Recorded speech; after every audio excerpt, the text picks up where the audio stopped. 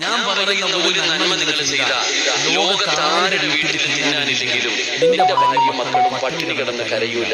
അള്ളാഹു ഭാഗ്യം തരുമാറാകട്ടെ. ഒന്ന്, അള്ളാഹു പറയുന്ന സൂറത്ത് ത്വാഹ. ഞാനല്ല, ഖുർആനാ പറഞ്ഞ സൂറത്ത് ത്വാഹ, പരിശുദ്ധമായ ഖുർആൻ. സൂറത്ത് ത്വാഹ എന്ന അധ്യായം എടുത്തു നോക്ക്, അതിന്റെ അവസാനത്തെ പേജ് എടുത്തു നോക്ക്.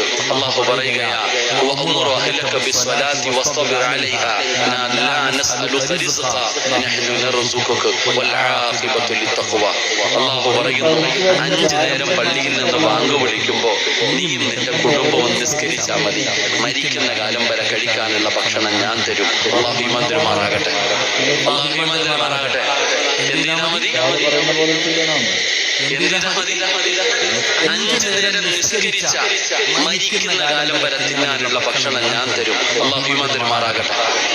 അള്ളാഹു ഈമാൻ തരുമാറാകട്ടെ. സംശയം ഉണ്ടെങ്കിൽ വീട്ടിൽ പോയിട്ട് സൂറത്ത് ത്വാഹ